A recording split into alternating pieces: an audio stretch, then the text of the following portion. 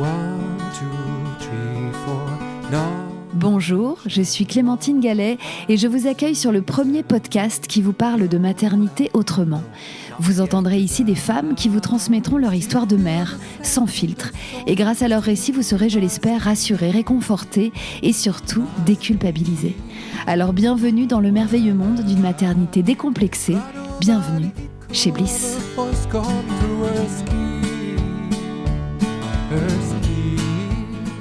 Vous savez quoi ? Pour le dernier épisode de la saison, on a décidé de vous faire voyager un petit peu, de vous faire voir du pays et d'explorer les merveilles de notre planète à travers le témoignage d'une femme vraiment pas comme les autres. Emmanuelle, elle est exploratrice et son métier, son quotidien, c'est d'embarquer tout un équipage dans les coins parfois les plus reculés du monde pour plonger en eau profonde, explorer les fonds marins et en tirer des données scientifiques uniques dans le but de préserver les quelques écosystèmes encore intacts sur notre planète. Et figurez-vous que ces expéditions parfois dangereuses, souvent difficiles mais toujours extraordinaires, elle ne les fait pas seule, parce qu'elle a trouvé un partenaire qui partage son goût pour l'aventure et avec qui elle a fait 2 enfants. C'est donc en famille qu'ils vivent cette vie époustouflante qui ne ressemble à aucune autre et qu'Emmanuelle est venue généreusement me raconter entre 2 expéditions. Alors vissez bien vos écouteurs, fermez les yeux et embarquez avec nous pour un voyage autour du monde auprès d'une femme qui a cru très fort en ses rêves de petite fille, qui est aujourd'hui chef d'une famille hors du commun, élève ses enfants sur un bateau parfois pris dans la glace, construit des habitats sous-marins dans les eaux polynésiennes, fait des goûters d'anniversaire au Groenland, plonge avec des requins et des baleines après l'école et prend de temps en temps son petit-déj entouré d'ours polaires. Oui, on n'a pas toute la même vie. Bref, un épisode qui risque de vous sortir légèrement de votre routine, tout en vous donnant très très envie d'aller vous aussi explorer le monde avec vos kids.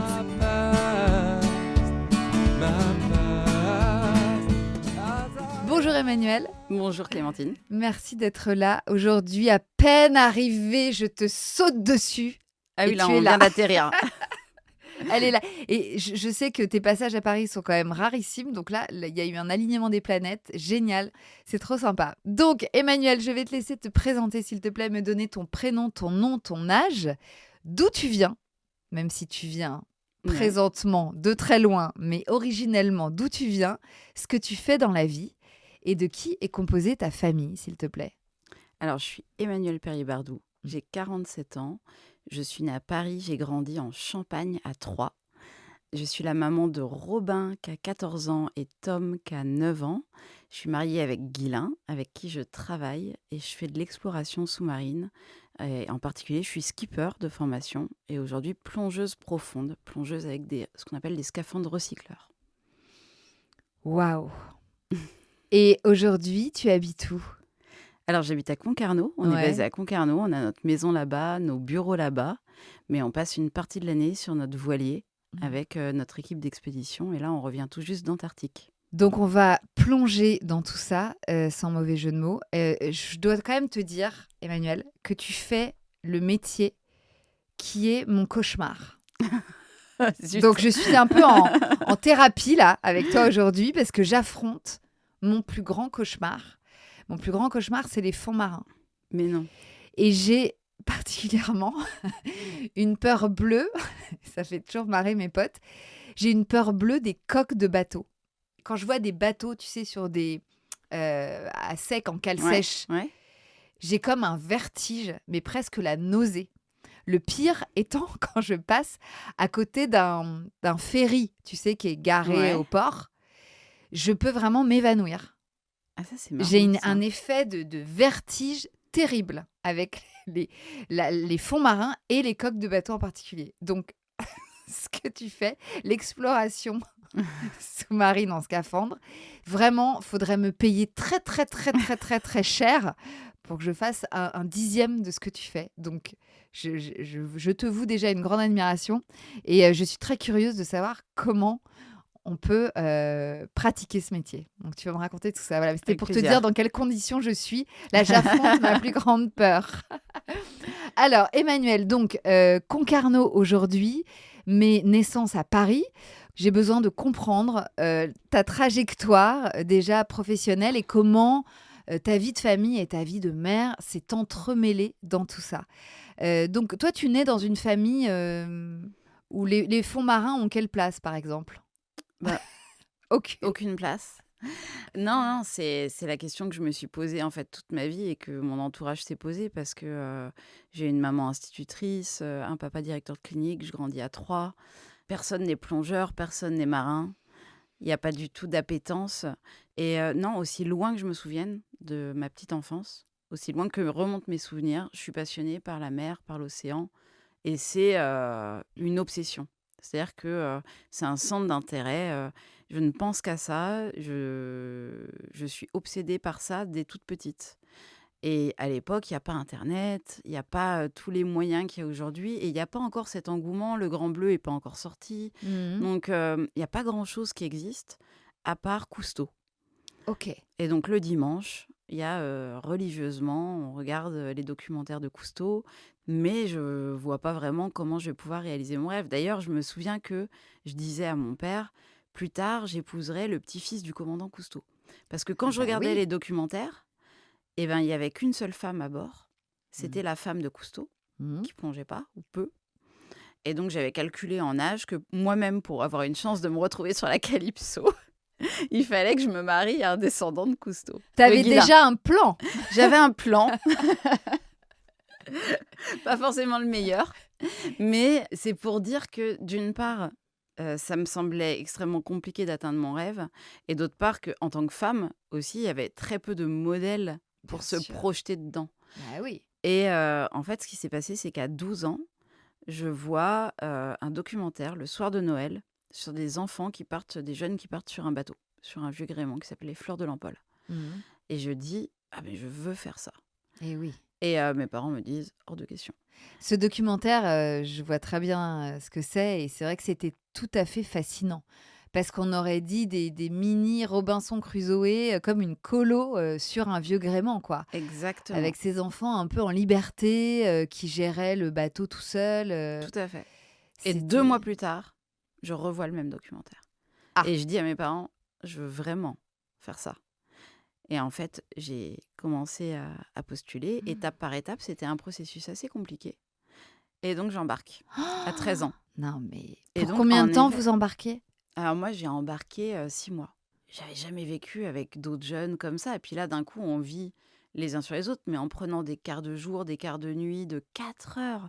Moi, quand j'y pense aujourd'hui et que je vois du coup mes enfants, je me dis, mais comment c'est possible? On est parti à l'autre bout du monde en bateau. Il n'y avait pas de mail, il n'y avait pas de téléphone portable.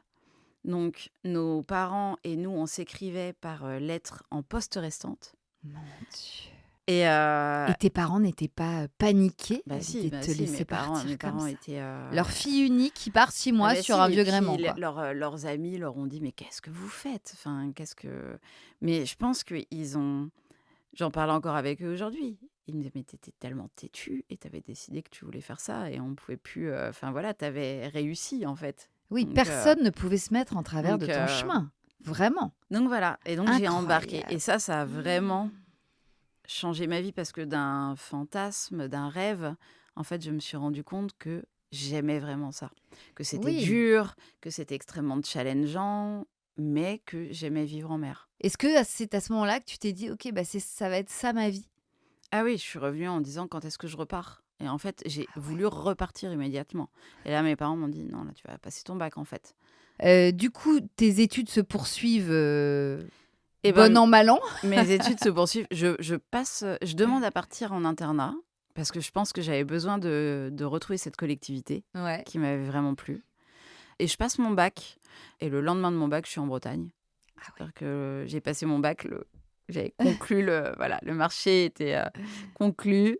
Je l'ai eu et je me suis inscrite à la fac, mais en Bretagne. Mhm. Et je suis pas trop allée à la fac en fait. D'accord. Et au bout de quelques mois, mon père me dit, mais qu'est-ce que t'aimes? Bah, à 13 ans, t'aimais ça, le bateau. Ben, tu sais quoi, la grande école de la voile, c'est les Glénans. Tu devrais aller te former au Glénans. Et ça a été le meilleur conseil qu'il pouvait me donner parce que, en effet, je me suis formée au Glénans. Je suis devenue monitrice de voile là-bas. Et ça m'a énormément plu parce que d'un coup, je me suis dit, je peux gagner ma vie en faisant ce que j'aime. Alors, c'est monitrice de voile, mais je suis sur l'eau tout le temps. et ça me plaît, quoi. Je faisais de la course au large à côté, un peu. Ouais. Et là, je me suis dit, ben voilà, mon destin, ça va être ça. Je vais travailler au Glénan, être responsable de base. Je suis forte à faire ça. Et puis la course au large, ça me plaît. Peut-être je vais pouvoir percer un peu là-dedans. Mhm. Donc, à ce moment-là, je suis assez reconnaissante et assez contente d'être là où je suis. Et jusqu'au jour où j'ai un ami de Jean-Louis Etienne qui me dit, Jean-Louis Etienne monte sa prochaine expédition à Clipperton. Il aurait bien besoin de personnes comme toi pour l'aider sur la logistique sur l'île. Waouh. Alors attends, il faut que tu recontextualises parce que donc à À l'époque, Jean-Louis Etienne, C'est un explorateur français, c'est le plus grand explorateur polaire c'est ça. français. À l'époque, ouais, les gens qui s'intéressaient un peu à ce milieu-là Et oui, connaissaient Jean-Louis Etienne, c'était quoi. un grand nom De du milieu l'exploration. l'exploration. Et... Donc toi, quand on te dit ça, j'imagine Donc que moi, je me tu dois dis, waouh, halluciner. c'est une super opportunité. J'en parle à ma mère qui me dit, mais non, mais lâche tout. C'est une super Fonce. opportunité. Et je me dis, putain, on peut même plus compter sur ses parents pour te dire, garde ton boulot. Ça veut rien dire. Et j'embarque mon meilleur pote avec moi dans l'histoire. Et on part sur ce bateau qui s'appelle le Rara Avis pour Clipperton. Donc, une C'est où, transatlantique. Clipperton? Clipperton, c'est l'atoll le plus isolé au monde dans le Pacifique. Ok. Et surtout, on a pu faire nos premières plongées. Ah ouais. Et en fait, tout de suite, je suis hyper à l'aise. Ah ouais. C'est-à-dire que à ma 8e plongée, je descends en dessous de 40 mètres, ce qui se fait pas du tout. Mais moi, en fait, j'ai l'impression que ça y est, j'ai trouvé ma voie, que c'est facile pour moi la plongée. Mmh. Et je me dis, bah, je vais aller me former au Glénan Eh oui. en plongée sous-marine. Et je vais les voir et je leur dis, bah voilà, je veux faire mon niveau 2, mon niveau 4. Ils disent, oui, mais normalement, entre le niveau 2 et le niveau 4, il y a quand même parfois des années. Je dis, oui, mais c'est pas grave, je le raterai au pire, mais moi, il faut que j'avance là. Et donc, en fait, je fais ce niveau 2, je l'ai. Et puis, un mois plus tard, je reviens et je m'inscris au niveau 4. Et le moniteur du niveau 4, c'est Guylain, mon mari. Ah. Et donc, C'est là qu'il arrive, le C'est Guylain. là qu'il arrive, le Guylain. Les gens nous demandent parfois comment vous êtes rencontrés et on dit sous l'eau. Mais Bah en oui, fait, c'est vraiment littéralement, Quand tu te séduis en tenue de plongée, c'est que vraiment... t'es fait l'un pour l'autre. Ouais, vraiment, il y a un truc. D'accord, donc du coup, tu passes combien de temps avec Guylain là Le coup de foudre, il est immédiat Mais on passe ou... 15 jours. Moi, le coup de foudre, il n'est pas immédiat parce qu'en fait, je suis dans ce... Ouais. J'ai mon objectif Bah oui. d'abord et je suis épuisée parce que d'abord, je rentrais de cette expédition où j'étais partie 9 mois quand même. Je suis rentrée pour m'enchaîner tous ces niveaux de plongée, donc j'étais fatiguée. Oui, t'étais pas du tout disposée. J'étais pas hyper disponible, mais à lui, il rencontrer était quelqu'un. très disponible. Ah. Guylain, il a vu cette fille arriver et moi, je pense que je cochais toutes les cases de ce qu'il rêvait d'avoir, tu vois. Enfin, une fille aventureuse, qui aimait la plongée, enfin voilà, qui faisait déjà des expéditions. Mais moi, je le voyais comme un jeune étudiant. Tu vois, j'avais passé ce oui. truc-là un peu depuis longtemps. Mais sauf que dans nos discussions, je me rendais compte qu'il avait envie d'exactement les mêmes choses que moi. Ok. Et donc, on est partis à la montagne ensemble. Et là, il m'a tuée parce que je pense qu'il s'est dit, cette fille-là, si je veux la voir, il faut que je l'emmène faire des trucs de dingue, quoi. Et direct, il m'a emmené faire de l'alpinisme. Et je me souviens qu'au bout d'une semaine, je lui ai dit, est-ce qu'on peut pas juste se poser là un peu dans le chalet et se faire une tartiflette, tu vois, un truc cool. Mais Il voulait t'impressionner. je pense qu'il se disait, elle a besoin de... Ouais, elle a besoin d'adrénaline, elle a besoin d'action. d'aventure, quoi, d'action. Alors que toi, la tiens. montagne, c'était pas spécialement ton créneau. C'était pas mon créneau, mais j'ai tout de suite accroché aussi. Ouais. Et puis surtout, j'ai accroché avec le garçon. C'est Et ça. très vite, je suis tombée folle amoureuse de lui. Et j'ai compris qu'on allait faire des trucs ensemble. Et donc, je l'ai présenté à Jean-Louis Etienne. On va faire quelques trucs ensemble. J'aime bien, j'aime bien tout ce que tu mets rétrospectivement dans les quelques trucs. Mais Donc, tu sais qu'un des premiers trucs que je lui ai écrit, Guylain, il avait un carnet de plongée sur lequel il marquait toutes ses plongées et tout. Ouais. C'était comme un carnet de voyage Hmm. avec toutes ses plongées. Et un soir, je pense que j'avais bu un coup, sur un bout de nappe, je lui dessine un bateau, un dauphin, et je lui mets, toi et moi, on ira naviguer ensemble dans les canaux de Patagonie. Et on a réalisé ça, tu vois, là, il y a un mois. incroyable. Et donc, ça a pris 20 ans. Mais on est allés naviguer dans les canaux de Patagonie tous les deux. La vision, déjà à ce moment-là. Et donc, c'est collé dans son carnet de plongée, tu vois. C'est beau, c'est trop beau. Donc, je pense que je savais quand même qu'il y avait quelque chose. Et donc, quand vous rentrez de la montagne, il y a déjà donc un feeling, des sentiments même. Mhm. Et c'est à ce moment-là que tu décides de le présenter à Jean-Louis Etienne pour finalement l'intégrer à ta vie. Exactement. Et Jean-Louis me dit, bah ok, je vais lui faire un entretien. Et en fait, il l'embauche. Dans ce cadre-là, et Guylain et moi, on est partis à un moment donné avec Jean-Louis Etienne au pôle Nord géographique. Et Guylain a fait 8 plongées, je crois, au pôle Nord géographique. Il plonge sous la banquise du pôle Nord géographique. Et il revient et il me dit, non mais en fait là, il y a un monde que personne ne soupçonne, que personne n'a jamais vu. Et on doit absolument monter une expédition pour documenter la face sous-marine de la banquise. Parce que ça va disparaître et personne n'a jamais vu ça. Et je lui dis, attends, t'es fou. On a le meilleur boulot du monde. Qu'est-ce que tu veux qu'on aille, toi et moi, monter notre propre expédition, chercher de l'argent et ça. Il me dit, mais si nous, on ne le fait pas, personne ne le fera pour nous. Parce que c'est une idée qui est trop dingue. Et donc, Jean-Louis accepte de parrainer notre expédition. Et donc, on se lance, on écrit Under the Pole. Enfin, Guylain écrit Under the Pole, en fait, au début. Under the Pole, donc, qui est le nom De notre organisation. De cette expédition / organisation, et qui est devenue une organisation. Exactement, qui au début est juste Ouais. une première expédition qu'on essaye de faire sans savoir où ça nous mènera, quoi. Oui. Et on met 3 ans à la réaliser. Ouais. Et donc finalement, on arrive à trouver l'équipe, les sponsors. On part, on fait cette expédition qui est hyper engagée, donc sur la banquise du pôle Nord géographique. Pourquoi tu dis pôle Nord géographique ? Parce que c'est vraiment le toit du monde. Les gens, quand on dit le pôle Nord ou l'Arctique, ils s'imaginent le Groenland, l'Alaska, le Spitzberg, les terres. Là, on parle vraiment de l'océan qui gèle sur le toit du monde. Ouais. Donc le pôle Nord, 90 degrés nord, et où il n'y a aucune terre. Donc on évolue sur des centaines de kilomètres, sur un océan gelé, qui peut s'ouvrir, qui peut se défaire, avec des crêtes de compression de glace, et qui est praticable qu'à un certain moment de l'année, quand la glace est la plus solide. Qui aujourd'hui, ce qu'on a fait, serait plus possible avec le changement climatique. Ah ouais, d'accord. L'expédition qu'on a fait en 2010, elle serait plus réalisable aujourd'hui. Donc c'était il y a 16 ans. Donc vous aviez 30 ans. Ouais, Ouais. C'était l'expédition de vos 30 ans. Ouais, exactement. C'est fou quand même. Ouais. Puis en fait, très vite, c'était l'expédition, elle était au centre de nos vies, quoi. Et quand on fait ça en couple, comment on gère justement la vie de couple, les câlins, la vie intime, les corps l'un contre l'autre quand il fait si froid? Comment on fait? Je sais pas, il y avait des moyens quand même de vous coller, de vous réchauffer, de vous câliner. Non mais après, pardon, hein, c'est technique, en vrai, mais je me pose la question. on n'était pas tout le temps ensemble sous la tente. Parce qu'on était aussi... il fallait gérer l'équipe aussi. Ouais. Et c'était vraiment une expédition qui était difficile. Et parfois, quand on était ensemble sous la tente, oui, évidemment, on s'embrasse, on se colle l'un à l'autre. Mais on est dans 2 sacs de couchage. Et oui. Plus une enveloppe en Gore-Tex. C'est ça. On est habillés, on est mort de froid. Au moment où on est épuisé par l'effort de la journée, on a eu des températures jusqu'à moins 55 degrés. Mais en moyenne, il faisait moins 35, moins 40. Donc, il fait J'ai froid rien que de t'entendre et il n'y a raconter jamais aucun moyen de se réchauffer. Jamais. Ah ouais. Et donc, la nuit, c'est le seul moment où, à un moment donné, on va réussir plus ou moins à se réchauffer. Et le moment où on se réchauffe, c'est le moment où on tombe de sommeil. Et on se réveille le matin pour recommencer. Et le matin, il faut imaginer que tu brosses le gel sur toi avec une brosse. Tu brosses avec une cuillère l'intérieur de tes chaussures pour enlever la glace qui s'est formée dedans. Tout est gelé. Comment tu fais pour aller aux toilettes? Comment tu fais quand tu as tes règles? Comment tu fais pour te laver? Alors, tu peux pas vraiment te laver. Ouais. Tu te laves avec un peu des lingettes que tu gardes sur toi parce que sinon elles gèlent. Sinon, le paquet de lingettes, c'est un bloc de glace. Ouais. Tu vas aux toilettes derrière une crête de glace. Ouais.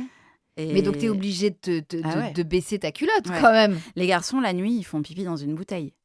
Dans Ouais. leur duvet. Moi, je pouvais pas. Donc, tu sors Donc, et tu baisses ton pantalon. Ouais. Et tu te pelles le cul vraiment et tu te dans pelles le cul, se geler les fesses. Vraiment prend au sens son propre. sens. Oui. Tout à fait. Mon Dieu! Est-ce que tu prends du coup un traitement pour stopper les règles? Non, t'avais quand même tes règles pendant... Mais en fait, je les ai eues, mais très peu, parce que je pense que le corps est tellement fatigué, bouleversé par tout ce qui se passe, que déjà, on perd beaucoup de poids, Ah ouais, en général. On a tous perdu entre 5 et 10 kilos, tu vois, donc tu perds beaucoup de poids. Donc, t'es extrêmement crevé et donc Mmh. le corps, il se met un peu en pause. Oui, ou en sous-régime, Donc, t'es quoi. pas réglé comme t'es réglé Ouais, normalement, c'est quoi. ça.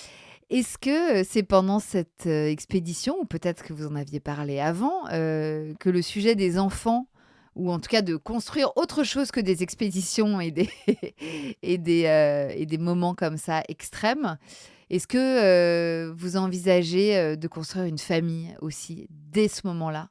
Ouais, je pense qu'on savait qu'on voulait des enfants, tous les deux. Mhm. Guylain, il venait d'une famille nombreuse. Ok. Moi, je voulais des enfants aussi. Mais par contre, c'était vraiment l'angoisse de se dire comment on peut faire ce job-là, continuer ce job-là, dans lequel, d'un coup, il faut s'imaginer que là, je vivais mon rêve, en fait, hein, Ben oui. depuis des années. À partir du moment où j'ai commencé à travailler au Glénan, ça a été que une réalisation de tout ce que je voulais faire enfant. Mhm. Et donc là, je me dis, mais à un moment donné, quand je vais avoir des enfants, comment je vais faire pour continuer? Enfin, Bah qui est une ouais. question très légitime, en fait. Est-ce que tu avais des exemples d'autres femmes plongeuses, Très peu. exploratrices, Alors, ouais, qui exploratrice, étaient mères? j'avais une femme qui s'appelle France Pinson du Sel, Ouais. qui a, avec son mari, qui a hiverné sur leur petit bateau qui s'appelle Vagabond et qui ont eu 2 filles. Mhm. Et donc, je l'avais connue enceinte D'accord. et j'ai vu l'évolution et j'ai vu qu'ils continuaient tous les deux à hiverner avec leur bateau, à faire de la science, à travailler. Ils travaillaient aussi pour des scientifiques. Et donc, elle, ça m'avait beaucoup aidée de Mhm. me dire, bah, ils ont réussi à le faire en couple. Ça m'a bien. Mais j'avais très peu d'exemples Mais autour de oui, moi quand même. c'est ça. Globalement, toutes les femmes autour de moi, à un certain âge, s'arrêtaient ou prenaient des jobs plus, comment dire, Sédentaires. sédentaires. Exactement, sur Ouais. des bases de voile plus sédentaires ou sur des. Mais j'avais peu d'exemples de femmes qui continuaient dans ces carrières-là en ayant des enfants. Donc, du coup, on savait qu'on en voulait et en même temps, on n'était pas si pressés. Et en même temps, moi, quand on est rentré de l'expédition au pôle Nord, j'avais 31 ans. Et là, on se dit, on va monter, on va continuer. On prend la Ouais. décision de continuer. Ce qui n'était pas évident au début parce qu'on s'était dit, on en fait une Ouais. et on verra. Et en fait, l'expédition, elle cartonne. Et dans tout ça, en fait, je tombe enceinte. Et oui. Et on se dit, bah, c'est génial. Bah, voilà. Tu tombes enceinte donc à 31, 32? 32 32, ouais. à 32. Puis en fait, on continue à. Voilà, je suis enceinte, mais on continue à monter l'expédition. On fait tout comme d'habitude. Ah oui, ça ne freine pas du tout le projet. Ça freine pas le projet. Mais est-ce que vous êtes heureux de ce test de grossesse ouais, positif? carrément. Oui. Ouais, carrément, on est fou de joie. On l'attendait pas forcément aussi vite et tout ça, Mhm. mais en fait, on est fou de joie. Ok. On est hyper contents. Mais On du se coup, dit- ça ne remet pas en question l'expédition que vous êtes en train de Pas du préparer? Parce que du coup, à ce moment-là, on s'était dit, on va partir en bateau pour Ouais. pouvoir rester plus longtemps. On voulait repartir en Arctique. Mhm. Et donc, on s'est dit, on va repartir en bateau. Et donc, quand je suis tombée enceinte, je me dis, bon, bah, super, on a un bateau. On peut avoir un enfant à bord. Aucun problème. Moi, j'ai pas du tout vu ça comme un obstacle. Ok. Je me suis dit, au contraire, on a l'expé parfaite pour démarrer notre vie de famille, quoi. Et Ah oui, vraiment. Moi, on- tu me dirais une expé pour démarrer une vie de famille, je te dirais un bateau en Arctique. Voilà. C'est vrai. C'est vraiment, c'est l'idéal. c'est idéal. Idéal anti-dépression du postpartum, je pense. Oui. Pour bien vraiment être dans autre chose. Comment ça s'est passé pour Et, toi, la grossesse et l'accouchement? Comme dans un rêve. Ah ouais? Ouais, moi, j'étais en super forme. Enfin, vraiment, j'ai eu de la chance, quoi. Hmm. J'étais en forme pendant 9 mois, j'étais heureuse. Enfin, T'as beaucoup nagé? j'ai nagé, j'avais pas le droit de plonger. Eh oui, il a fallu faire une pause. Mais ça m'a pas semblé. Tu vois, c'était une pause, mais j'étais tellement heureuse d'être enceinte Hmm. que ça m'a pas posé de problème, quoi. Et donc, grossesse de rêve et accouchement de rêve. J'ai accouché hyper vite. Ah ouais. Ah, c'était une blague, on le raconte souvent parce que on devait aller boire l'apéro chez des copains. Et en arrivant devant chez les copains, je dis à Guylain, là j'ai quand même des contractions, je suis pas sûre qu'il faut qu'on y aille. Puis il me dit, oh, juste un verre. Et je dis, oh, je le sens pas là, on va faire un tour en voiture, tu sais quoi, et on voit si ça passe. Et en fait, on va faire un tour en voiture et je perds les os. Ah ouais. Donc là, il me dit, bon bah oui, on va pas aller boire l'apéro chez les D'accord. copains. Mais je vais quand même passer commander une pizza parce qu'il paraît que ça peut durer longtemps. Donc, on va dans notre petite maison, on prend toutes les affaires. Et en fait, j'arrive à l'hôpital et ils me disent, ah, mais c'est premier enfant, on a le temps et tout ça. Puis en fait, 2 heures plus tard, quasiment, j'avais accouché, quoi. J'ai Ah accouché ouais, dis hyper donc. vite. Pour un premier, c'est Oui, oui. très rapide. Donc Robin est arrivé. Robin est arrivé. Dans ce couple que vous formiez avec Guylain, qui était déjà très soudé, très fusionnel, tout le temps ensemble, Ouais, à vivre ensemble, à travailler ouais. ensemble, à être passionnés ensemble. C'était comment d'accueillir une troisième personne là au milieu de vous deux? C'était hyper évident, Ouais. très naturel. Enfin, Ça n'a pas perturbé votre rythme et non, votre fusion, votre complicité? j'ai allaité Robin tout de suite avec Ouais. énormément de bonheur. Je l'ai allaité 13 mois Ouais. et j'avais l'impression que c'était facile du coup. Il y avait ce Mhm. côté Mammifère? ouais, mammifère, tout à domicile. Ouais. Donc évidemment, on était fatigués, on se posait des questions de jeunes parents, enfin tout n'était pas mais ça se passait bien quoi. Et alors, comment tu as fait pour justement gérer la continuité de la préparation de l'exploration avec un nourrisson dans les bras et au sein? Comment ça s'est Ben, organisé, votre quand il vie? avait 6 mois, on a pris une nounou qui était juste à côté du bureau. Donc le midi, j'allais lui donner la tétée. Tu vois, je m'embêtais Ah vraiment pas. ouais. C'était facile, Mhm. c'était cool. J'avais un mi-temps pour travailler en plus pour un coureur au large, pour gagner un peu d'argent parce que Eh ça ne nous oui, rapportait pas grand-chose. eh oui. On avait une petite maison Ok, qu'on vend et on convainc la banque de nous prêter de l'argent pour acheter le bateau. Donc le bateau devient notre nouvelle maison. votre maison. On vend notre bagnole, on vend tout ce qu'on a. Et puis on a trouvé le bateau et puis on a eu beaucoup de solidarité de plein de gens qui sont venus aider pour préparer le bateau, pour que le bateau soit prêt pour partir au Groenland.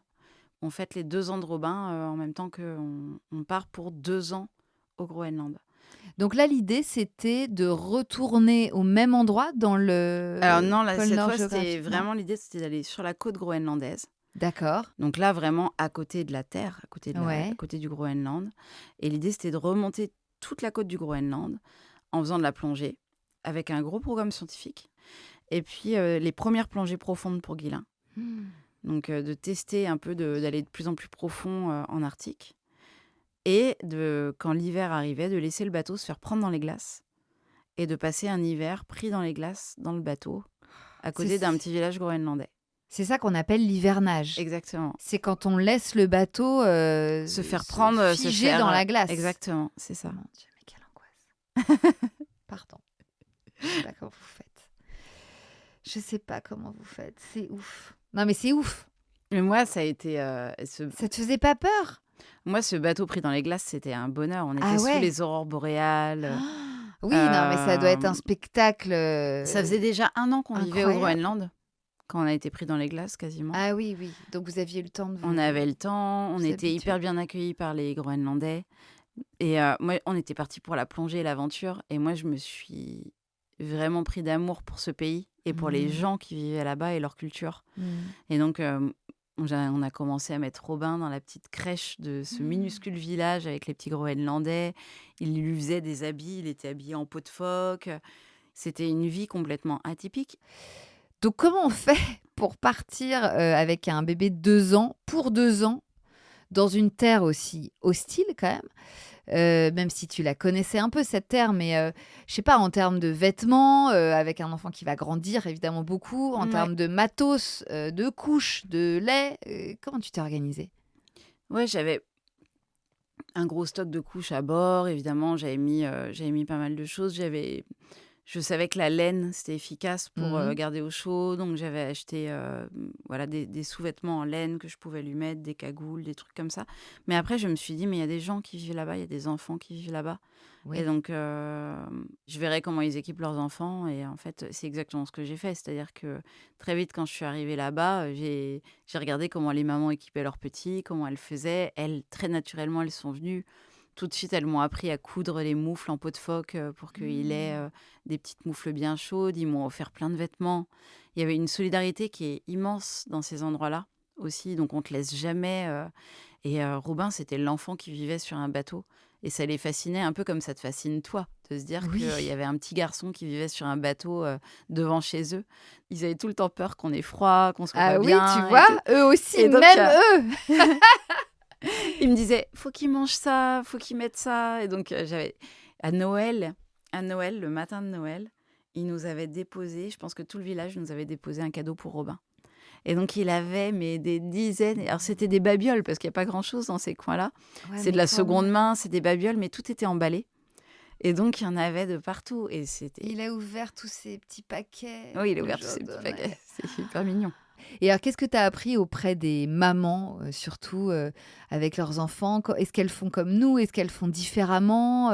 Est-ce qu'elles t'ont appris ou inspiré sur certains fonctionnements avec leurs enfants? C'est une manière de les éduquer, je sais pas, de les élever? Les enfants sont très des enfants rois, Ah là-bas. ouais? C'est-à-dire qu'ils font un peu tout ce qu'ils veulent. C'est assez marrant. D'accord. Ils adorent les enfants. Ouais. Ils sont extrêmement bienveillants auprès des enfants. Et donc, c'est agréable, un enfant qui crie. On n'est jamais... Mais ça, je l'ai vu aussi dans d'autres endroits comme la Polynésie, où on ne te regarde pas de travers parce qu'un enfant est en train de pleurer ou de crier ou de s'agiter. C'est normal. Un enfant, ça crie, ça court, ça s'agite. Et il y a une espèce de bienveillance de tout le village, Ouais, en fait. c'est ça. Pour les enfants, c'est pas juste les parents, c'est pas juste tout le village va faire attention aux enfants. Et donc on sait, moi si j'envoyais Robin jouer dans le village, je savais qu'il y avait des yeux partout pour le surveiller, le regarder et s'assurer qu'il allait bien. Donc, vous passez 2 ans là-bas, dont combien de temps figé dans la glace sur 5 votre mois. bateau? 5 mois. Ouais. Mais pendant que le bateau est pris dans la glace, vous pouvez relier à En- pied le village, du coup. On peut relier à pied le village. Ouais, c'est ça. C'est 4 km à peu près. Ah, quand même. Ouais, c'est cool, 4 km sur la glace. C'était la balade. Ah oui. Donc, en Donc, fait, vous faites ça comment? En traîneau? En traîneau. On tirait nos traîneaux jusqu'au village et en général, c'était le jour. On y allait une fois par semaine pour prendre notre douche, faire une machine à laver. Les gens n'ont pas de douche chez eux Ok. dans le village. Donc, il y a Ouais. des douches communales. Ok. Il y a un endroit où il y a 2 grandes douches, une douche Mhm. pour les hommes, une douche pour les femmes, et un lavomatique avec 3 machines à laver, un Mhm. sèche-linge, en gros. Et à côté, il y avait la crèche. Et donc, Ok. une fois par semaine, on allait là-bas. Je mettais Robin dans la petite crèche avec les autres enfants. Mhm. Et nous, on allait laver notre linge et prendre notre douche. C'était le seul jour où vous aviez vraiment des interactions sociales. Non, parce qu'eux venaient nous voir beaucoup. Ah, eux venaient vous voir. Nous, on était un peu... C'était l'attraction. Ouais. D'accord. Non, ils venaient nous voir. Et puis, il y a eu des super moments. Genre, pour les 3 ans de Robin, Mhm. ils nous ont dit, mais nous, on fête les anniversaires, c'est très important. Café Mic. Café Mic, c'est vraiment... on invite les gens chez soi. Il y a du café à volonté pendant toute la journée. Et puis, il y a des plats groenlandais, des gâteaux, tout ça. Et je leur dis, mais moi, je peux pas organiser un café. On va tout organiser pour toi. Et donc, ils avaient mis des affiches dans le village, Café Mic de Robin, 3 ans. Ah ouais. Et donc, tout le village s'est pointé au bateau avec des thermos de café, de la nourriture. Ils ont tout étalé. Ils ont organisé un match de foot sur la glace à côté du bateau. Et pendant toute la journée, on avait tout le village qui se relayait pour venir fêter l'anniversaire de Robin En buvant du café. en buvant du café. Et donc, après ces 2 ans passés là-bas, retour au Bercail? Retour au Bercail, on rentre en France. Comment ça se passe le retour Euh, après 2 ans hors de votre monde? Eh ben, ça se passe que on ne sait pas comment on va vivre le mois d'après parce qu'on n'avait plus un rond. Bah ouais. Et donc, on commence à se dire, faut qu'on fasse des conférences, faut qu'on fasse des... Plus un rond et Donc, plus beaucoup de repères, j'imagine. Ben, on n'avait plus de sécu, on n'avait plus de... Et en fait, je rentre enceinte de Tom. Surtout. Ouais. Mon Et je Dieu! m'en doute. En Irlande, je me dis, j'ai quand même un retard de règles. J'achète un test de grossesse. Et quelques jours plus tard, je me dis, ouais, c'est quand même vraiment bizarre. Et avant un quart de nuit, Donc, en Irlande, tu veux dire sur le retour, Sur sur le la retour. route du retour, sur la quoi. route du retour. Ouais. Ouais, exactement. On rentrait avec le bateau. Et en fait, je fais mon test de grossesse avant de prendre mon quart de nuit. Donc, Et il est en positif. pleine nuit En sur le pleine nuit bateau. sur le bateau avant de partir conduire le bateau, quoi, tu vois. Et là, il est positif. Et je sais que le quart après moi, c'était Guilain. Et donc, je lui mets le test de grossesse à côté de lui. Ah ouais, le réveil en pleine nuit Oui. qui tout d'un coup prend une autre tournure, quoi. Mais en fait, on était hyper contents parce que on savait qu'on voulait repartir assez vite avec le bateau Ouais. et que ça allait nous prendre à peu près 1 an avant de repartir. Ok. 1 an et demi, tu vois. Donc Et timing du parfait. coup, on voulait que le timing, voilà. Je voulais pas faire ma grossesse à bord ou tout ça. Donc, on s'est dit, là, c'est le bon timing. Et donc, je suis rentrée, ouais, j'étais enceinte de 2 mois et demi, un truc comme ça. Ah ouais. Mais j'avais plus de sécu. j'avais plus rien. Donc, 0 congé mat, 0... Oui, c'était indemnisation vraiment de la sécu. indemnisation, Ouais. rien. Et heureusement que je fais des grossesses où je suis super en forme, quoi, parce que Parce que du coup, tu je avais me suis pas arrêtée du tout. Et Mais oui, mais et tes puis, rendez-vous médicaux et tout ça, donc rien n'était remboursé? j'ai réussi à me faire rembourser mes rendez-vous médicaux, à refaire une couverture pour ça, mais je pouvais pas avoir de congé maternité, par contre. Ouais, d'accord. Donc une deuxième grossesse qui se déroule finalement au même endroit que la première. Ouais, Tu étais suivie par la même équipe. ouais, Tu rekiffes à nouveau d'être ouais, je enceinte. rekiffe. On part voir ma petite sœur qui s'est mariée aux États-Unis. On fait de l'escalade, on part en camping-car. Enfin, vraiment, à 6 mois de grossesse, j'étais en pleine forme. Ouais. Et Et donc un accouchement aussi rapide que le premier, voire plus. accouchement hyper rapide. Pareil, j'arrive et ils me disent: «Oh, mais non, vous n'êtes pas encore.» Et je leur dis: «Oui, mais ça va vite.» Ils me disent: «Allez marcher autour de l'hôpital.» Je vais marcher 1 heure. Guilain, au bout d'1 heure, il me regarde, il me fait: «Tu vas accoucher dans la rue.» On remonte et ils me disent: «Vous êtes en train d'accoucher.» Exactement comme ça. Donc, c'était hyper rapide. Génial à la Non, non. fois, parce Ouais, que génial. bébé Non, non. express, accouchement express comme ça, en général, c'est que ça va vite et Ouais, bien. c'est vite et bien. Ouais. Et un deuxième petit garçon. Un deuxième petit moussaillon Ouais, qui allait encore vite monter sur le bateau. exactement. Et en fait, là, passe surtout très vite parce qu'on a retrouvé un sponsor Ah. quasiment le jour de notre arrivée, en fait. Et en fait, il s'engage pour 4 ans avec nous. Waouh! Et en fait, on relance direct une autre expédition, quoi. Donc vous saviez que vous alliez pouvoir repartir Donc, on savait qu'on allait pouvoir repartir quand vite. vous vouliez. Donc Et- après l'arrivée de Tom, Ouais, quand même. quand même, Et- on attend qu'il arrive. On le- attend qu'il arrive. On est reparti, Tom, il avait tout juste 1 an. D'accord. Et Et alors on là, a- c'était comment de se retrouver à 4 avec... Parce que 2 enfants, On c'est se un retrouve à autre, 4. c'est notre orga quand même. Mais surtout à 4 avec Robin qui a donc 5 ans, Tom qui a 1 an, qui ne Mhm. marche pas encore, Mhm. et dans un bateau où on part faire le passage du Nord-Ouest. Et le passage du Nord-Ouest, donc c'est-à-dire qu'on part du Groenland et on va passer dans le Pacifique, mais en passant par le nord, par les glaces, puis par le nord de l'Alaska. Ouais. Donc des zones d'abord hyper englacées, puis hyper exposées aux tempêtes. Et donc là, c'est la première fois, je crois vraiment, que je me dis, là quand même, il y a moyen que ce soit coton l'histoire, parce que on est parti pour faire beaucoup de navigation dans des conditions pas faciles. On veut faire une expédition qui part du nord et qui termine dans le sud. Donc on veut faire de l'Arctique à l'Antarctique.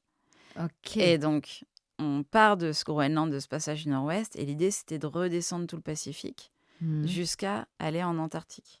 Ok. Ah ouais. L'expédition devait durer 3 ans.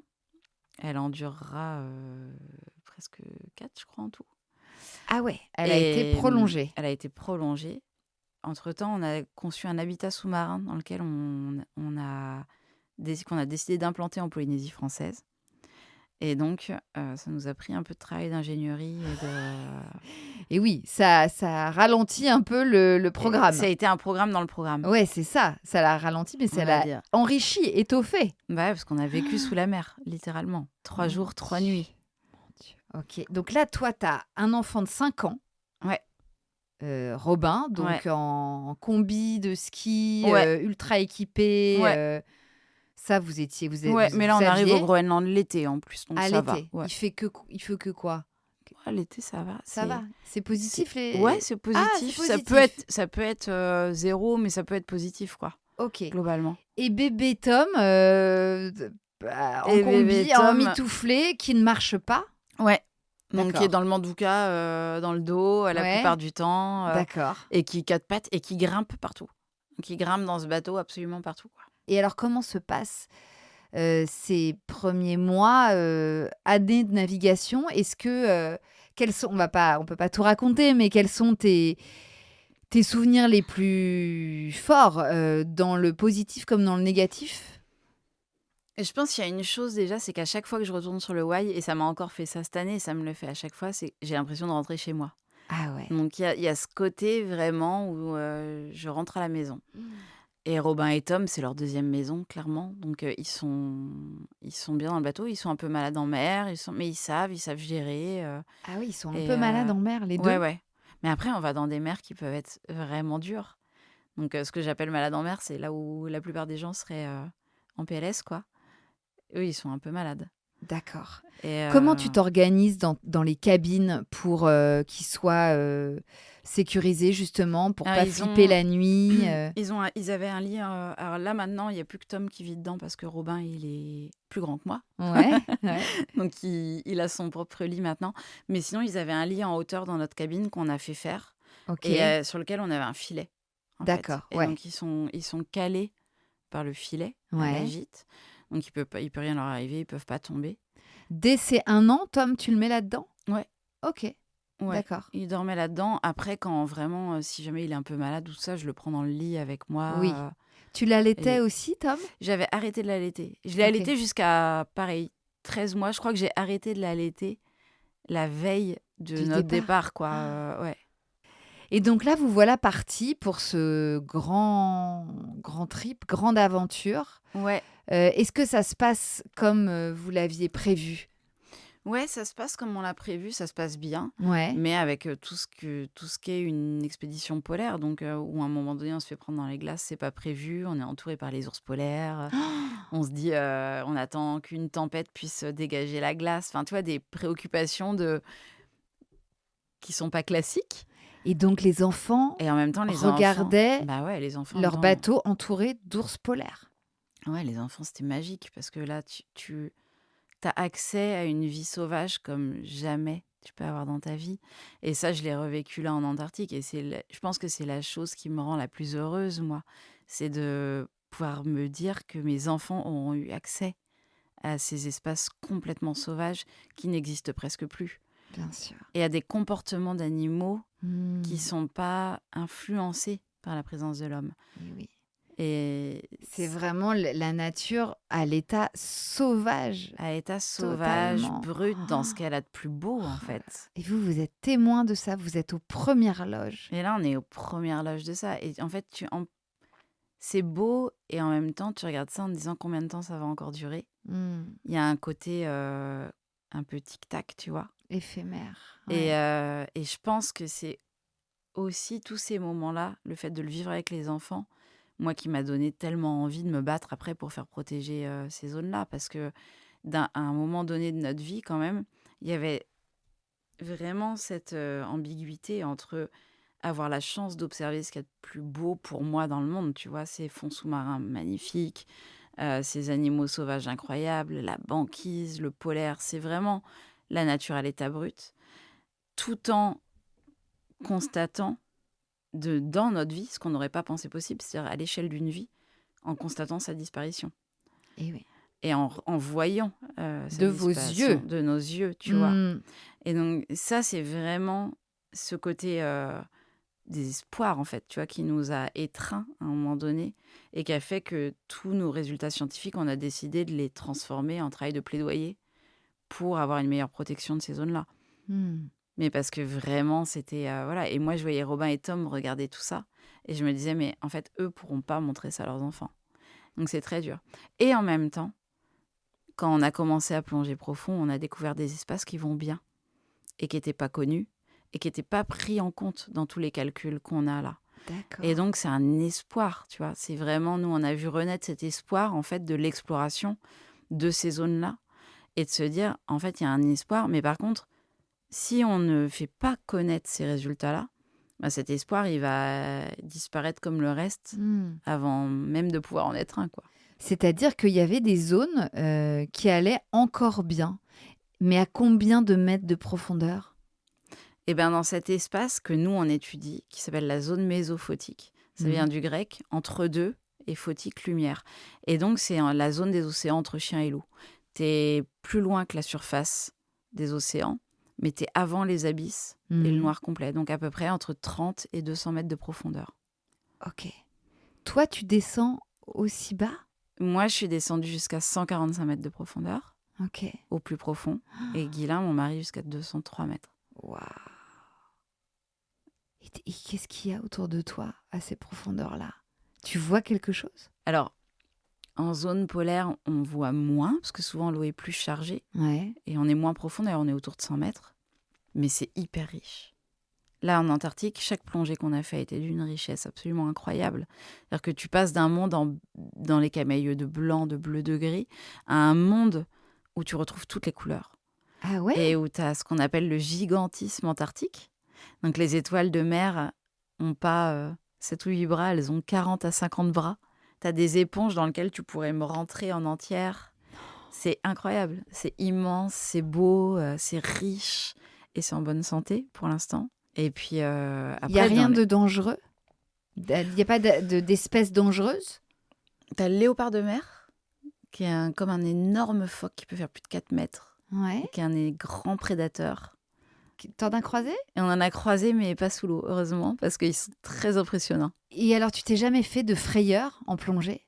On se fait des frayeurs, on se fait des angoisses, Ouais. parfois sur certains trucs, mais globalement, je dirais que j'ai plutôt peur avant d'aller plonger. Ouais. Et plus du tout une fois que je suis dans l'eau, en D'accord. général. Et il y a eu un avant, un après mes enfants, clairement. Bah ouais, c'est ça. Et en même temps, très bizarrement, je fais les plongées les plus engagées de ma vie après avoir eu mes enfants. C'est-à-dire que mes 2 grossesses m'ont retardée dans l'apprentissage technique de la plongée profonde. Donc j'ai commencé bien après Guilain. Guilain a pris vachement d'avance sur moi pendant tout ce temps-là. Et quand Tom a eu 2 ans, on est arrivé en Polynésie française. Et là, j'ai pu commencer la plongée profonde. C'est aussi le moment où on a commencé à embaucher quelqu'un à bord pour s'occuper des enfants. Ah oui, mais avant, vous étiez les seuls à gérer les enfants. On avait toujours quelqu'un à bord qui nous filait un coup de main. Oui, mais qui Mais n'était j'avais pas in pas- charge. Non. Ouais. D'accord. Donc, vous avez fait tout ce tour par le nord. Vous êtes redescendu. Et là, on arrive en Polynésie. Et là, autre ambiance. Autre ambiance. Mais en même temps, pour la première fois, au chaud, quoi. Et là, autre ambiance, mais moi, je revis, en fait. Chaud. Enfin Ouais. Enfin, des températures En fait, positives. je me rends compte que j'aime le polaire de tout mon cœur. Oui, mais c'est Mais- quand même pas mal. Le soleil et la chaleur, c'est pas mal non plus. Mais ouais, et je tombe amoureuse de la Polynésie. C'est-à-dire que là, c'est... Et puis, élever des jeunes enfants Ah bah bien dans sûr. ce milieu-là, c'était une liberté énorme. C'est-à-dire que j'emmène Robin à 6 ans nager avec les baleines à bosse. Il était à 2 doigts de monter sur le dos d'une baleine à bosse. Je veux dire, c'était incroyable, les baleineaux. J'ai une photo, il est face avec un baleineau, tu vois. Avec la maman et moi qui sommes derrière. Et c'était vraiment une expérience incroyable. Là, on fait des plongées avec les dauphins incroyables, des plongées avec des baleines incroyables, des requins autour de nous partout en permanence. Enfin, une vie sous-marine qui est... Et c'est là qu'on démarre cette première étude sur les coraux profonds. Et qu'en plus, cette étude, elle va au-delà de toutes nos attentes. Et donc, les scientifiques sont hyper heureux. Enfin, tout le monde est hyper enthousiaste. Et Parce donc, que personne n'avait plongé aussi profond que vous. non. Il y avait quelques plongées, mais il n'y avait jamais eu une étude d'ampleur faite comme ça. Et nous, on reste 1 an en Polynésie. Ok. Et pendant 1 an, on fait 1000 plongées profondes. 1000, vraiment 1000. 1000.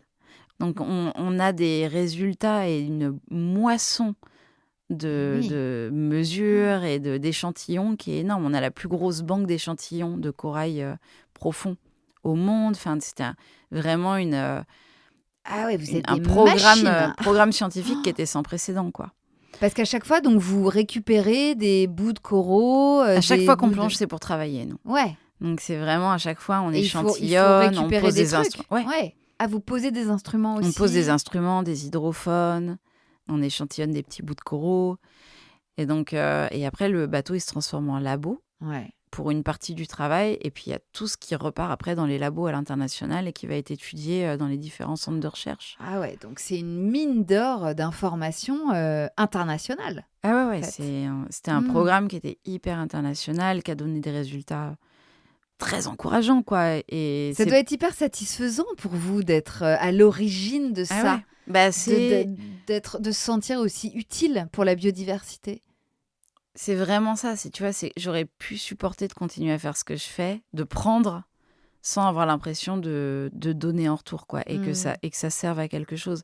Donc là, découverte de la Polynésie, les enfants donc enlèvent leur combi, enlèvent leur moufle, tout le monde se C'est ça, retrouve à à poil. poil. On sort les maillots de bain. Et c'est là que vous décidez de construire un habitat sous-marin. Alors, on l'avait déjà décidé Ah oui. en parallèle. Ok. On travaillait déjà dessus. Mais du C'était coup, vous hyper- habitiez toujours sur votre bateau ou vous aviez Oui, on trouvé habitait une sur le maison bateau. à terre? On habite Non, sur le bateau. Sur le bateau, Ouais. au milieu de l'océan. Ouais, mais on n'arrêtait pas. On bougeait tous les 15 jours, on changeait d'île, tu vois, quasiment. Donc vous rencontriez aussi les Ouais. populations locales. Ah ouais. Les enfants étaient en Ouais. contact avec... Ouais. Et puis moi, j'interviens. Ça, on n'en a pas parlé, mais moi, j'interviens dans les écoles à chaque fois. D'accord. Donc, ouais. tous nos programmes sont suivis de programmes avec l'éducation nationale. Donc, à chaque fois, je fais visiter le bateau aux écoles locales. On va dans les écoles, on y va avec les scientifiques. Donc à chaque fois, il y a plein d'occasions aussi de rencontrer Eh oui. les gens sur place. C'est comment de voir tes deux petits garçons là grandir sur ce bateau et au contact de ces populations tellement différentes? Ils sont comment? Ils s'adaptent comme leurs parents? Ils sont curieux? Ils sont Ouais, ils s'adaptent. attirés par l'eau autant que vous? En fait, pour eux, c'est naturel. C'est ça que les gens ont du mal à saisir, c'est que Robin et Tom, ils ont grandi là-dedans. Hmm. Donc, pour eux, c'est juste leur vie, quoi. Donc, Ouais, moi, j'ai l'impression qu'ils vivent juste la vie que j'aurais rêvé d'avoir enfant, si tu veux. c'est ça. Mais eux, c'est leur vie. Et Oui, ils n'ont aucun élément de comparaison. Voilà, donc quand on rentre en France, donc post cette expédition-là, on a décidé de les inscrire à l'école. Et donc, depuis maintenant, aujourd'hui, ils naviguent entre l'école, le collège et le bateau. Ouais. Donc, ils font les deux, ils ont les deux. Et ils se rendent compte que c'est exceptionnel. Mais ils ont développé leur propre passion. Ils veulent pas qu'on s'intéresse à eux pour ce que Guylain et moi on fait. D'accord. Et donc, ils sont dans leur truc aussi, tout en étant tous les deux déjà des jeunes mais très bons plongeurs. Eh oui, j'imagine. Et surtout, c'est des gamins qu'on emmène partout. Enfin, tu vois, nous, quand on prend des vacances, c'est pour aller faire de la rando, des voyages à vélo. Et ils sont super, ils suivent partout. Bah oui, Ils ils sont- s'adaptent. ouais, Ils sont... C'est des gamins comme des gamins normaux, c'est-à-dire qu'ils sont capables de prendre un téléphone et de jouer Et à de la Switch. scroller. Ouais. Et de, voilà. Ils jouent à la Switch, tu me rassures. Oui, là. ils jouent à la Switch. Ah oui, tu me rassures. Ouais. Ok. On avait la Switch en Antarctique. Mais ils y ont presque pas joué en vrai, mais ils l'avaient. Mais par ailleurs, ils savent aussi très bien plonger, très bien nager. Ils connaissent, j'imagine, un nombre de trucs sur la faune, Ouais. la flore des océans, plus haute que la normale. Oui, je pense que c'est Tom, l'autre jour, on fait des visios avec sa classe. Ouais. Et l'autre jour, il disait j'ai vu des baleines là, et puis il y avait les manchots. Il y a une petite fille qui l'arrête dans sa classe qui lui dit Tom, tu te rends compte quand même que c'est exceptionnel ce que tu vois. Et il était presque mal à l'aise et il dit oui, je sais, c'est exceptionnel. Mais Et en même c'est temps, bien qu'ils soient conscients du caractère exceptionnel de Ils leur en sont vie. conscients. Mais c'est Et comme normal ils que ça disent arrive aussi, un ils peu disent tard. c'est pas facile non plus. Et c'est vrai, c'est-à-dire qu'à côté de ça, ils font l'école. Parce qu'aujourd'hui, le grand qui est en 3e, tu vois, c'est vraiment, il a un programme qu'il doit suivre. Il passe Ah bah, le y a brevet. Là, il passe madame. le brevet blanc, là. Eh ben, je sais, j'ai le même à la maison. Voilà. Je peux te dire que ça bosse en 3e. Et il a fait son premier brevet blanc en Antarctique. Et il les a fait dans des conditions hyper difficiles. On a essayé de tout reproduire. Donc, on lui a fait une convocation. Il devait prendre sa pièce d'identité et tout. On a essayé. Ah ouais. Mais il était, tu verrais, il était assis sur une touque, c'est les bidons dans lesquels on met le vrac, Ouais. une lampe frontale qui pendait au-dessus pour voir sa copie, enfin tu vois, dans des conditions hyper difficiles, avec le groupe électrogène qui faisait le moteur derrière, enfin tu vois, et son père qui est rentré à un moment donné pour s'équiper, enfin tu vois, et en fait tu te dis, ouais c'est exceptionnel, mais il faut avoir conscience aussi que ça demande un niveau de résilience et d'adaptation qui est énorme et qui n'est pas toujours facile, quoi. Et que parfois, c'est juste des gamins qui voudraient avoir leur jeu, leur chambre, leur bureau. Exactement. Ouais. Donc, la fin de l'expédition nord-sud, là, c'était en quelle année? C'était les enfants alors avaient là, quand on 7 arrive en et- Polynésie, ils ont, à la fin de l'expédition en Polynésie, ils ont 7 et donc 3. 7 et 3. Et là, Donc, je les ai inscrits à l'école en Polynésie. Un Ah petit oui. moment. Donc, c'était il y a 7 ans. Ouais. Et là, nous, en fait, à la fin de ça, donc on est fin 2019, Ça sent le Covid. voilà, on rentre donc dans la maison une petite maison qu'on a rachetée entre-temps, qui est toujours la nôtre. Ouais. On rentre chez nous, Mais tous les Et- 4. tous les 4. Ouais. Et un mois plus tard, on est confinés. Putain. Donc, je réinscris les enfants à l'école, tout ça. On remet un peu la vie en route pour la première fois depuis hyper longtemps. Et confinement. Et là, confinement. Nous, on est prêts. Et oui. On est hyper bons à ça. Donc, vous faites le confinement Ouais, à Concarneau. à Concarneau. Ok. Ça a été cette espèce de sas Oui, ça pour se tombait hyper retrouver bien. tous les quatre et en fait écrire le projet d'après. Et très vite, on se rend compte qu'on va pas pouvoir aller en Antarctique parce que tout est fermé, les frontières sont fermées. Et en fait, nous, on écrit le projet suivant, qui est celui dans lequel on est là, qui dure 10 ans à travers tout le monde entier. D'accord. Et donc, l'idée, c'était de repartir combien de temps après, dès que les frontières allaient réouvrir? Au final, en 2021, on est reparti en Polynésie. Ouais. On a fait une mission là-bas, une deuxième mission là-bas. Donc, Pendant vous avez quelques mois. retrouvé la Ouais. Polynésie Ouais. avec bonheur. Avec bonheur. Ouais. En 2022, on est parti en Arctique de nouveau. Ok. Toujours en famille, toujours à 4. Ouais, toujours avec... Ouais. Mais après, à bord du bateau, on est 15. Hein. Oui, dont un Dont prof. une personne, voilà. Ouais. On a eu une première personne, Camille, qui est restée 5 ans avec nous Ah là pour là. s'occuper des enfants, qui s'est mariée à un de nos plongeurs. Ah, qui vient d'avoir son bien deuxième enfant. sûr. Vous êtes en fait une communauté à vous tout seul sur le bateau. Ah oui, on est une petite communauté, ouais. Donc Camille, elle était prof pour les 2 garçons. Ouais, Donc elle leur faisait suivre vraiment le programme de l'éducation nationale. ouais. Bon, et puis toi, t'interviens aussi beaucoup. Donc j'imagine que t'as Moi, une ouais, certaine ouais. appétence aussi à Moi, j'aime la bien. Je leur ai pédagogie. appris, les deux, je leur ai appris à lire et à écrire. Tu vois, c'était mon truc. Ok. Ils étaient demandeurs très jeunes. Hmm. Et donc, je leur ai appris très vite à lire et à écrire. Et puis, après, en soutien, mais là, de moins en moins, parce que la troisième, je suis Oui, larguée complet. non, Hein. bien sûr. Mais Donc Camille, elle assurait un suivi pour Ouais. qu'à tout moment, ils puissent réintégrer en fait le système scolaire exactement. classique. Ouais. Et donc, vous avez continué à voyager avec eux. On a continué, sauf qu'aujourd'hui, nos missions, c'est plus des missions de 4 mois par an. Ok. Et donc, ils sont inscrits au collège, à l'école. Mhm. Et puis, au moment où on part, donc maintenant, c'est plus Camille, c'est Aurélie, depuis 4 ans. Ouais. Qui s'occupe d'eux. Qui s'occupe d'eux et qui est en contact avec les profs, qui prend les cours et qui s'assure qu'ils soient au même rythme que les autres pour que quand on rentre, ils Eh retournent oui. dans leur classe et ils reprennent là où, comme les autres. Les garçons, ils sont toujours contents de repartir ou pas? Ouais, assez. Robin le grand, il faudrait pas qu'on parte 2 ans, tu vois. Il voudrait plus partir longtemps. Mais même le petit, je pense, même Tom. Et je pense que là, maintenant, ils ont vraiment les copains, Ouais. la famille, tout ça. Donc, ils sont heureux de partir, mais ils sont heureux de rentrer. Pour l'instant, on arrive encore à être dans un bon équilibre. Mais parce qu'on a changé, tu vois, je pense qu'on a adapté aussi notre mode de vie. Donc, on a quand même cette maison qui donne un camp de base, voilà, qui est hyper agréable. Et puis maintenant, le bateau, c'est leur deuxième maison. Le bateau, c'est leur Enfin, deuxième maison. Ils retrouvent leur chambre, leurs affaires. J'imagine que Exactement. ouais, ça leur fait des repères aussi. Oui, oui. Et l'équipage, alors, c'est aussi C'est le prolongement de la famille. Ah bah, c'est le prolongement de la famille, ouais. C'est des gens avec qui on vit de manière hyper proche, parfois pendant des années. C'est toujours les mêmes qui repartent avec vous, Bah, quasiment? on a toujours un noyau dur. Hmm. On a toujours un noyau dur de gens et les gens restent plusieurs années avec nous. Donc les garçons les connaissent hyper bien, quoi. Ah ouais. C'est fou. Oui, à tel point qu'il y a même des mariages Ouais. au sein même de l'équipage. Ah bah ça crée des liens, hein, c'est sûr. Ah, ça crée des de liens. passer des mois sur un bateau ensemble. Ça, forcément. Non, ça crée des liens. En fait, c'est une expérience humaine qui est incroyable. Et là, tu vois, je vois l'équipe avec laquelle on a fait cette expédition en Antarctique, où vraiment c'est spécial, parce que l'Antarctique, t'as pas de village, t'as rien. Hein. Donc tu pars 3 mois, mais t'es 3 mois en huis clos, quoi. Oh là là. Et faut vraiment bien s'entendre. Faut être vraiment conscient que... Ah, faut s'aimer très fort. Hein. Et ça demande beaucoup d'intelligence, de pudeur, De respect. de respect de tout le monde. Et puis, chaque travail de chaque personne permet d'atteindre l'objectif. Et oui. C'est-à-dire que c'est t'enlèves ça. un maillon de la chaîne, ça marche plus, quoi. Hmm. Donc, à tout moment, on a besoin de tout le monde.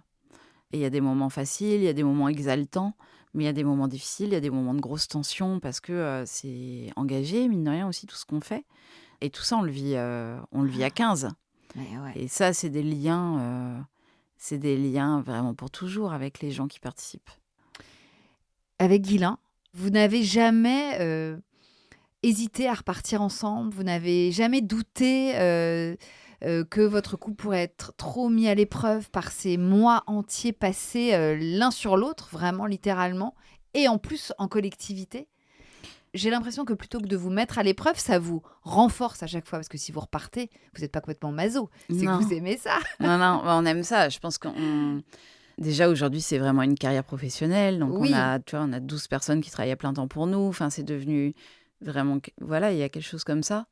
Il y a que ça, comme je te le disais, aujourd'hui, ça a pris du sens aussi, beaucoup plus profond. Et puis, tous les deux, je pense que on aime plein de choses, tu vois. On s'imagine à la retraite en train de faire traverser toute l'Amérique à vélo. On a 1 milliard d'envies, mais aujourd'hui, ce qui nous porte quand même professionnellement, c'est ça nous plaît. Après, on se chamaille tout le temps. On est... C'est drôle. Et pour les gens autour de nous connaissent, donc ils se marrent, mais on se chamaille, mais tu vois, jamais violemment. C'est jamais des grosses disputes, mais on est tout le temps en train de se taquiner, de se chamailler. C'est un mode opératoire entre nous, quoi. Ouais, c'est ça. Et j'imagine que c'est ce qui vous permet aussi de désamorcer plein de tensions et qui permet aussi aux gens qui vous entourent, parce que c'est pas évident en plus de travailler avec une famille. C'est même c'est pour pas du tout eux, évident. tu vois, de se positionner, d'être témoin aussi peut-être de vos petites engueulades ou vos tensions. J'imagine que ce truc de chamaillerie, Oui, je pense que ça détend un peu tout le monde aussi. Oui, les gens nous connaissent bien, donc en fait, c'est comme si on était une grande famille et que on est un peu le papa et la maman, si tu veux, c'est ça. de tout ça. Mais au tout début, il y a eu cette question de on amène des enfants dans un bateau, qu'est-ce que ça va donner? Parce que, comme chacun sait, on aime bien les enfants chez les autres, mais on n'a pas forcément envie de les avoir chez soi. Et moi, je me disais, c'était un peu ça la grande question. C'était comment on va pouvoir avoir ces projets professionnels avec des gens qui parfois sont des grands spécialistes dans certains domaines, qui viennent à bord pour travailler. Et puis qui se retrouvent avec des gosses de 2 ans en couche-culotte, tu vois, autour d'eux, quoi. Et en fait, non, je crois que ça a été la force de notre projet et sa singularité. Et en particulier, le fait qu'il y ait des jeunes enfants à bord. Les gens ne réagissent pas pareil. C'est-à-dire que là où il pourrait y avoir une tension, un mot plus haut que l'autre, là, les gens ne le font pas parce qu'il y a des enfants autour d'eux. Et du coup, on a instauré l'apéro tous les soirs. Ça, c'est très important. Quand les enfants étaient jeunes, c'était à l'heure où on les couchait. Et c'était le moment de débrief et de relâche, mais où du coup, toutes les tensions de la journée étaient passées. Et quand elle s'exprimait à froid et avec de l'humour. Et aujourd'hui, on a gardé ce truc de régulièrement, on fait un apéro. Et en fait, il faut trouver ces moments où l'équipe, elle a besoin de lâcher, quoi. Et parce qu'on bosse 7 jours sur 7, on bosse en permanence. Et parfois, tu sens que là, c'est le moment de lâcher. Et là, le cuistot, il faut avoir un bon cuistot qui sache le sentir aussi. On dit, ce soir, tu vois, on va mettre le vin sur la table, on va faire un bon repas, un truc un peu plus, on va mettre la musique après. Et en fait, il peut y avoir des fêtes à bord, tu vois. On a eu des belles fêtes à bord, comme ça. Et ça, c'est vraiment ce moment-là où, en fait, toute l'équipe repart ensemble, quoi. Mais je pense vraiment que d'avoir eu les enfants à bord, ça a construit un état d'esprit à Under the Pole qu'on n'aurait pas eu autrement et que je ne vois pas dans d'autres organisations. Et j'espère que ça en inspirera d'autres parce que, tu vois, on me dit souvent, mais il y a très peu de femmes dans la plongée profonde. Pourquoi? Parce qu'on a tout à fait les capacités de le faire.